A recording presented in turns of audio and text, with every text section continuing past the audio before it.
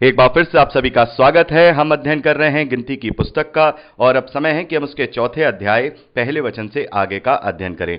मेरे प्यारे भाई बहनों, चौथे अध्याय में हम अध्ययन करते हैं जो लेवियों के 3 कुल हैं। जैसा भी हमने पढ़ा, लेवी के 3 बेटे हैं, जिसमें से पहले का नाम है कहाती, दूसरा है गुरशोनी और तीसरा है मरारी। यानी 3 कुल लेवी गोत्र में से चले हैं। और यहां पर हम देखते हैं इन तीनों कुलों को मंदिर के प्रति जो उनके कर्तव्य हैं उनको बांटा गया है। यानी कि हर कुल को अलग अलग मंदिर का कर्तव्य दिया गया है और उसी के अनुसार यहां इस चौथे अध्याय में हम पढ़ते हैं कि किस कुल को कौन सा कर्तव्य दिया गया है। यहां पर जो महत्वपूर्ण बात हम यहां करेंगे वो ये है कि जितने भी मंदिर के कर्तव्य के लिए लेवी कुलों में से जो पुरुष छांटे जाएंगे या चुने जाएंगे या जिनकी गिनती की जाएगी वो 30 वर्ष से लेकर के 50 वर्ष की आयु तक हैं।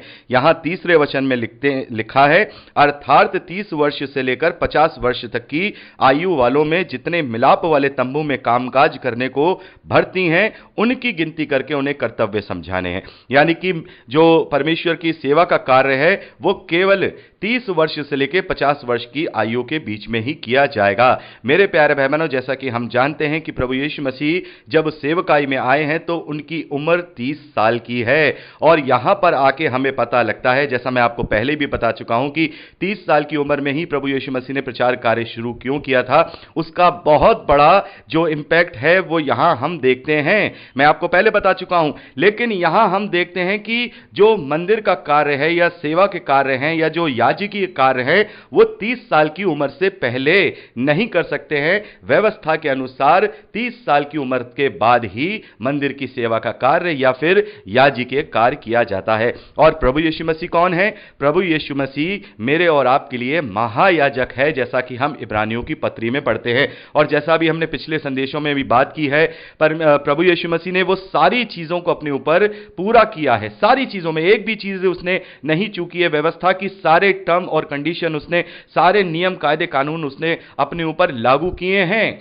मेरे प्यारे भाई बहनों, 30 साल की उम्र में प्रचार कार्य का करना या 30 साल की उम्र में प्रचार कार्य का कार्य शुरू करना, यह व्यवस्था को भी पूरा करना है जो व्यवस्था यहां पर दी गई है कि 30 साल से लेकर के 50 साल के जो पुरुष होंगे लेवीय कुल के, वो ही परमेश्वर की सेवा कार्य या मंदिर के कार्यों को कर पाएंगे। तो यह बहुत बड़ी बात है मेरे प्यारे भाई बहनों। जब हम पुराना नियम पढ़ते हैं तो हमें एक एक बात का पता चलता है कि कैसे प्रभु यीशु मसीह ने एक एक छोटी सी छोटी बात को भी जो व्यवस्था से पूरी होती है अपने जीवन से पूरा किया है। तो यहां पर हम पहले वचन से लेकर के 20वें वचन तक देखते हैं। जो लेवियों के कहाती कुल के लोग हैं, जो लेवियों के कहाती वंश के लोग हैं, उनके कर्तव्यों के विषय में लिखा हुआ है। मेरे प्यारे भाई बहनों, मैं चाहूंगा कि आप अपने आप से ये सारे कर्तव्यों को पढ़ लीजिएगा। मैं यहां पर इन्हें नहीं पढ़ूंगा क्योंकि ना तो अब कोई वेदी है, ना ही कोई अब मंदिर है, ना ही मिलाप वाला तंबू है, ना ही कोई याजक है, ना ही याजकों के कर्तव्य हैं। ये सारी बातें जो हैं वो इजरायलियों की व्यवस्था की हैं। तो इन्हें हमें केवल पढ़ना है, इन्हें एक शिक्षा के रूप में ग्रहण करना है, एक जानकारी के रूप में ग्रहण करना है। तो आप इन्हें अपने आप से जरूर पढ़ लीजिएगा। पहले वचन से लेकर 20वें वचन तक लेवियों के कहाती कुल के कर्तव्यों के विषय में बताया गया है कि वो मंदिर में क्या क्या सेवा करेंगे, उनके क्या क्या कर्तव्य होंगे। आगे हम 21वें वचन से लेकर के 28वें वचन तक देखते हैं। लेवियों का दूसरा कुल जो कि गुरशोनी कुल है, उसके कर्तव्यों के विषय में यहां पर डिटेल से बताया गया है कि गुरशोनी कुल के जो लोग होंगे उनका क्या क्या कर्तव्य होगा, उनका क्या क्या जिम्मेदारी होगी मंदिर और उस मिलाप वाले तंबू के लिए या सेवा कार्यों के लिए। तो इसको भी आप अपने ही आप से पर्सनली रूप से जरूर पढ़ लीजिएगा। और यहां पर भी हम देखते हैं 30 वर्ष से लेकर के 50 वर्ष की आयु वाले जितने मिलाप वाले तंबू में सेवा करने को भर्ती हो उन सभी को गिन ले और उन सभी को यह कार्य समझा दे, जैसा कि हम अभी यहां पर आगे पढ़ सकते हैं, जिसे आप पढ़ लीजिएगा। आगे हम 29वें वचन से लेकर के 33वें वचन तक लेवियों के तीसरे कुल जिसका नाम मरारी कुल है, उसके कर्तव्यों के विषय में यहां पर पढ़ते हैं। और इसको भी आप पर्सनली रूप से जरूर पढ़ लीजिएगा। और आशा करता हूं कि आपने इसे पढ़ लिया होगा क्योंकि मैंने आपको पहले ये बता दिया था कि आपको पहले अध्याय से लेकर के 5वें अध्याय तक पढ़ लेना है। तो मेरे प्यारे भाई बहनों, इस प्रकार से हम तीनों कुलों के कर्तव्यों को यहां चौथे अध्याय पहले वचन से लेकर 33वें वचन तक पढ़ते हैं।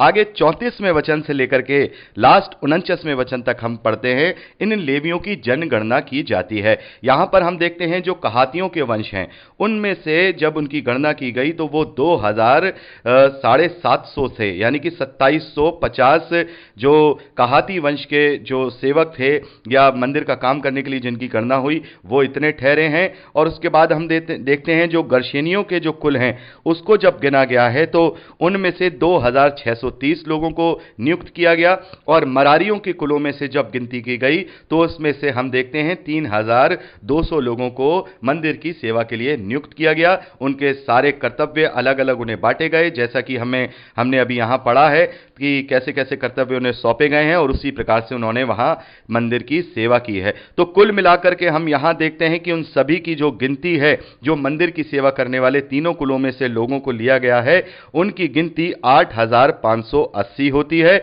और ये सभी लोग मंदिर की सेवा के लिए नियुक्त किए गए कि वो मंदिर का सामान उठाएं, वो मिलाप वाला तंबू बनाएं, वो उसे वहां जब आगे चलने लगे तो उसको जो है बाइंड अप करें। सारी चीजें इन्हीं का कार्य हुआ करता था और कोई भी दूसरा इजरायली इनको हाथ नहीं लगा सकता था। ये सारे कार्य की जिम्मेदारी केवल लेवीय गोत्र की ही हुआ करती थी। जैसा मैंने आपको बताया कि मिलाप वाले तंबू के बाहर जो डेरा लगता था वो पहले लेवियों का लगता था, बाकी जैसा मैंने आपको बताया पूरब पश्चिम उत्तर दक्षिण के लिए अलग अलग गोत्रों को, अलग अलग 3-3 गोत्रों को मिलाकर के आदेश दिया गया कि तुम ऐसे अपने डेरे लगाया करो। तो इस प्रकार से हम देखते हैं चौथे अध्याय में लेवी कुलों के कर्तव्य और उनकी गिनतियों को यहां पर वर्णन हम पाते हैं। और इस प्रकार से हम देखते हैं कि 8580 जो 30 साल की उम्र से लेकर 50 साल की उम्र के बीच में जो पुरुष हैं उन्हें सेवा कार्य करने के लिए चुना गया है। तो मेरे प्यारे भाई बहनों, इस प्रकार से ये चौथा अध्याय हम कंप्लीट करते हैं और मैं आपसे निवेदन करूंगा कि आप इसे अपने आप से जरूर पढ़ लीजिएगा, क्योंकि पढ़ना हमारा जरूरी है। अगर हम पढ़ लेंगे तो एक तरीके से हमें ये सारी चीजें पता चल जाएंगी कि हाँ ऐसे ऐसे। तो अब चलते हैं 5वें अध्याय की ओर।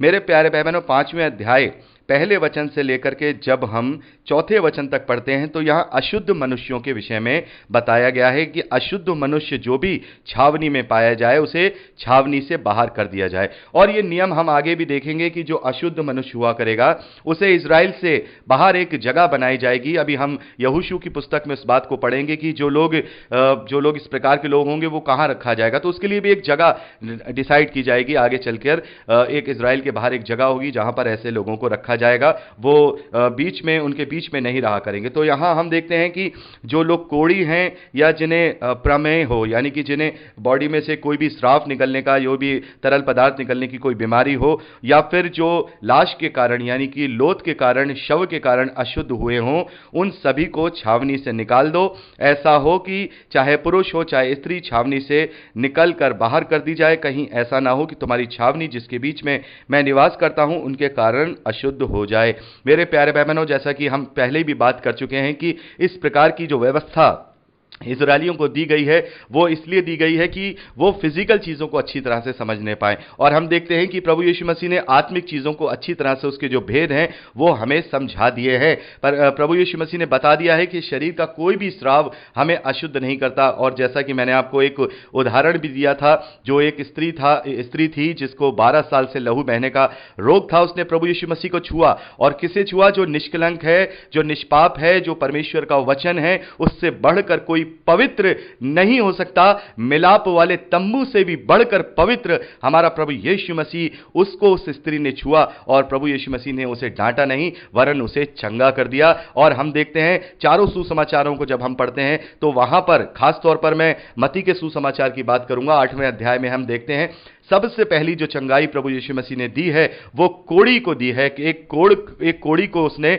शुद्ध किया है और उसने उन्हें छू करके शुद्ध किया है। और चारों सुसमाचार में तो ये बात लिखी है कि उसने उसे छुआ और छू करके शुद्ध किया है। यानी कि प्रभु यीशु मसीह ने शुद्ध और अशुद्ध की जो डेफिनेशन है वो हमें अच्छे से समझा दी है। ये सारी चीजें केवल इजरायलियों के लिए थी, क्योंकि एक तरीके से परमेश्वर वहां पर यह चाहता था, ये परमेश्वर का एक हम कहेंगे उसका ये चाहत थी कि जो डेरा वहां पर लगा हुआ है वो शुद्ध रहे, उसमें कोई बीमारी ना आए, उसमें कोई विपत्ति ना आए। यदि कोई वायरस फैल गया है या कोई ऐसी चीज हो गई है, किसी को इस प्रकार की परेशानी, तो उसे छावनी से दूर करके रखा जाए, क्योंकि वो लोग सफर में थे।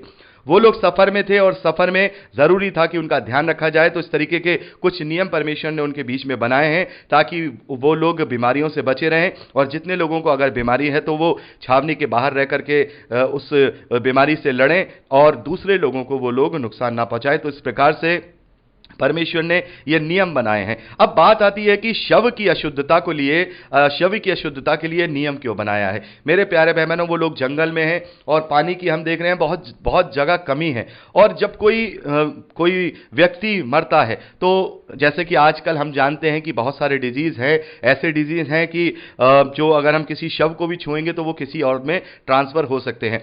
और एक वायरस फैला था अफ्रीका में जो इबोला वायरस के नाम से जानते हैं, और वो फैलता ही ऐसे था कि वो शव से फैलता था। यदि कोई उस वायरस से मरता था और उस शव को कोई छू लेता था या उसका परिवार का लोग, तो वो भी उस वायरस से संक्रमित हो जाते थे और उन्हें भी इबोला वायरस हो जाता था। शायद हो सकता है मैं वायरस का नाम गलत बोल रहा हूं, लेकिन इस प्रकार का एक वायरस था, मेरे ख्याल से इबोला ही है। तो इस प्रकार से वहां पर हुआ करता था। तो यहां पर जो लोथ को छू रहा है या लोथ को छू करके उसका अंतिम संस्कार करके आ रहा है, तो उसको भी प्रिकॉशनली 7 दिन तक अशुद्ध ठहराया गया था कि भाई वो 7 दिन तक छावनी से बाहर रहे, ताकि अगर उस लोथ से अगर कोई बीमारी उसे हो गई है तो वो और दूसरे इजरायलियों में वो बीमारी ना फैलाने पाए। केवल यही एक जो सुरक्षा का एक पैमाना था जो परमेश्वर ने यहां इजरायलियों को करने के लिए दिया था। और हम देखते हैं कि इजरायली बहुत ही ज्यादा शारीरिक थे और उनके मन बहुत ही ज्यादा कठोर थे। और इसी प्रकार से जिसे हम कह सकते हैं ना, बकबक करने वाले, कुड़कुड़ाने वाले, जिन्हें एक तरीके से कहा जाए ढीठ टाइप के लोग थे, बार बार गलतियां करने लगते थे। इसलिए परमेश्वर ने उन्हें इस प्रकार की ये व्यवस्था दी थी ताकि वो उसमें बंधे रह सकें और बंद करके परमेश्वर के नाम को, यहोवा के नाम को संजो के रख सकें, ताकि जब प्रभु यीशु मसीह का द्वितीय आगमन हो तो वो लोग उस नाम को जानने वाले हों और दुनिया भर में परमेश्वर का नाम जानने वाले लोग हों। तो यहां पर अशुद्ध मनुष्यों के विषय में नियम लिखे हैं। आगे हम देखते हैं क्षतिपूर्ति का नियम यहां दिया गया है। 5वें वचन से लेकर के 10वें वचन तक क्षतिपूर्ति का नियम दिया गया है। यानी कोई किसी की क्षति कर दे, मान लीजिए जानबूझ के कर दे या फिर अनजाने में कर दे। जैसा मान लीजिए मैं अब कार चला रहा हूं और मैंने किसी के स्कूटर को टक्कर मार दी, मैंने उसकी क्षति कर दी। या मैंने अपनी फाउंडेशन खोद रहा हूं और अपनी फाउंडेशन खोदते समय दूसरे की दीवार गिर जाती है तो मैंने उसकी क्षति कर दी। यानी कि जाने अनजाने अगर किसी का कोई नुकसान कर देता है तो उसकी भरपाई का जो नियम है वो यहां पर बताया गया है। यहां पर बताया गया है कि 5वां अंश बढ़ाकर वो उसकी क्षति पूर्ति कर दे। यानी कि अगर मान लीजिए किसी की मैंने 100 रुपए की क्षति की है तो फिर मुझे 120 रुपए उसे लौटाने होंगे। यानी 100 रुपए का 5वां हिस्सा 20% होता है। तो यदि मैंने किसी की 1000 रुपए की क्षति की है और मैं अपना दोष मुक्त होना चाहता हूं तो मैं उसकी 1200 से उसकी क्षति पूर्ति कर दूं। यह व्यवस्था का नियम है, परमेश्वर का यह कायदा है, क्षति पूर्ति का नियम। आप इसे अच्छे से पढ़ सकते हैं, मैंने ओवरऑल तरीके से आपको बता दिया है। यहां पर हम 11वें वचन से लेकर के 31वें वचन तक पढ़ते हैं तो एक बहुत ही अजीब चीज आपको देखने को मिलेगी और आप जब इसे पढ़ेंगे तो आपको लगेगा ये यहां पर क्या लिखा है। मैं आपको ओवरऑल तरीके से बता रहा हूं। यहां पर व्यभिचार की जांच का नियम लिखा गया है। यानी कि कभी कभार ऐसा होता है, यहां साफ लिखा है कि कभी कभार ऐसा होता है यदि किसी स्त्री ने कोई दुष्कर्म किया है या व्यभिचार किया है और उसको किसी ने करते हुए नहीं देखा है और उसका कोई गवाह भी नहीं है कि भाई इसने कोई गलत काम किया है, लेकिन उसका जो पति होता है उसके पति को इस बात का शक हो जाता है और वो उससे जलन रखने लगता है। यानी कि पति को पता है, पति समझ रहा है कि इसने कोई गलत काम किया है, लेकिन उसकी कोई गवाही देने वाला नहीं है, उसकी कोई ये कहने वाला नहीं है कि हाँ हमने इसे गलत काम करते हुए देखा है। तो उस समय में क्या होता है, उस समय में जो वो पति होता है वो शक में आकर के अपना पारिवारिक जीवन बर्बाद करने लगता है, जलन रखने लगता है, उससे घृणा करने लगता है। तो ये उसकी जांच का जो नियम है, जो व्यवस्था के अनुसार, वो यहां पर बताया गया है। मेरे प्यारे भाई बहनों, इसे भी आप अपने आप से पर्सनली पढ़ लीजिएगा। मैं आपको क्लियर ओवरऑल तरीके से बता दे रहा हूं कि वो जांच क्या है, वो व्यवस्था की जांच क्या है। तो वहां पर जो व्यवस्था की गई है कि जो मैदा है उसका 10वां हिस्सा लेकर के अन्य बलि करके चढ़ाया जाएगा और जिस पर शक हो, किसी पति को या किसी पत्नी को, अपने जीवन साथी के ऊपर शक हो, तो वो याजक के पास आएगा और याजक के पास आकर के याजक परमेश्वर के पवित्र स्थान में के सामने उसको शपथ खिलाएगा, उसे कसम खिलाएगा और एक पानी लेगा, जल लेगा, पवित्र जल लेगा और उसमें थोड़ी सी पवित्र स्थान की धूल मिला करके वो शपथ उसे खिलाएगा कि मैं शपथ खाती हूं कि अगर मैंने कुछ गलत किया है तो अगर मैं इस जल को धारण करूंगी तो मेरा पेट फूल जाएगा, मेरी जांघ सड़ जाएगी और मेरा किया हुआ सबके ऊपर उजागर हो जाएगा।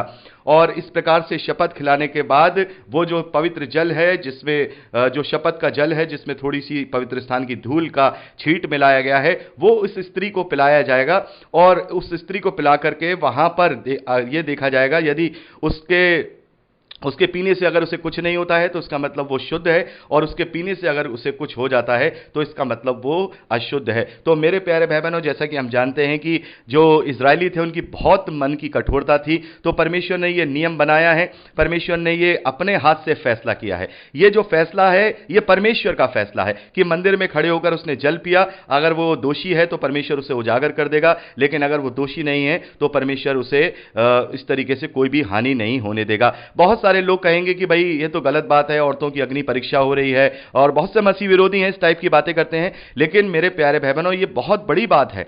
आपको परमेश्वर का प्रेम यहां नजर आएगा। यहां पर परमेश्वर घर बना रहा है, एक ऐसी व्यवस्था परमेश्वर ने बना दी कि दुनिया का कोई भी व्यक्ति इसके विषय में फैसला नहीं कर सकता है कि ये स्त्री व्यभिचारिणी है कि नहीं है, यदि उसका कोई गवाही देने वाला ना हो। तो यहां परमेश्वर ने उसके लिए नियम बना दिया ताकि घर ना टूटे। मेरे प्यारे भाई बहनों, जरा आप आधुनिक दिमाग से सोचिए कि इस तरीके से घर बचेगा कि नहीं बचेगा। 100% घर बचेगा, और परमेश्वर तो क्षमा करने वाला है। हो सकता है कि जब वो उस वक्त वहां पर वो जल पी रही हो, मन ही मन वो पछता रही हो, और पछता करके परमेश्वर से उस वक्त वो प्रार्थना कर रही हो, प्रभु तू इस बार मेरी लाज रख ले, मैं आगे से मैं कभी ऐसा नहीं करूंगी, और आगे से मैं कभी ऐसा नहीं करूंगा। तो निश्चय तौर पर परमेश्वर ने उसे वहां पर क्षमा करके उसको दुनिया की नजरों में लज्जित होने से बचाया है। तो ये स्त्रियों के लिए बहुत अच्छी बात है। यदि उसका पति उसके साथ जलन रख रहा है, उसके साथ ईर्ष्या कर रहा है, उसके साथ शक कर रहा है, तो इससे बढ़कर और कोई न्याय नहीं हो सकता। मेरे प्यारे भाई बहनों, आधुनिक सोच के साथ सोचिए कि एक पानी पीने से अगर इस प्रकार से चीजें होंगी, तो फिर अगर एक पानी पीने से अगर उसकी तबीयत खराब होगी तो इसका मतलब ये परमेश्वर की ओर से ही है, और अगर नहीं हो रही है तो इसका मतलब परमेश्वर ने उसे क्षमा कर दिया है या फिर वो निर्दोष है। तो ये कोई गलत बात नहीं है, बल्कि ये स्त्रियों की इज्जत बचाने का बहुत एक अच्छी बात है, ताकि उनका घर बना रहे, पति उस पर शक ना करे, और वो सारी बातें परमेश्वर यहोवा पर छोड़कर अपनी पत्नी के साथ मिला रहे। तो मेरे प्यारे भाई बहनों, इस प्रकार से हमने 5वें अध्याय तक का अध्ययन किया है, और जैसा कि मैं हमेशा निवेदन करता हूं, इस बार भी निवेदन करूंगा कि आप इसको टाइम निकालकर पर्सनली रूप से जरूर पढ़ लीजिएगा, और आशा करता हूं कि आपने इसे पढ़ भी रखा होगा। बहुत सारे भाई बहन हमारे ऐसे हैं जो मुझे कमेंट करते हैं कि ब्रदर हम पहले से ही पढ़े हुए हैं, लेकिन बहुत सारे भाई बहन ऐसे होते हैं जो नहीं पढ़े होते हैं, इसलिए मुझे बार बार कहना होता है। तो जिन्होंने पढ़ लिया है, परमेश्वर का कोटि कोटि धन्यवाद है। जिन्होंने नहीं पढ़ा है, मैं प्रार्थना करूंगा प्रभु ने समय दे ताकि वो तेरे वचन को पढ़ करके उससे समझें और अपनी आत्मिक उन्नति कर सकें। तो आज के लिए इतना ही। प्रभु आप सबको बहुत आयत की आशीष दे। Praise the lord. जय मसीह की।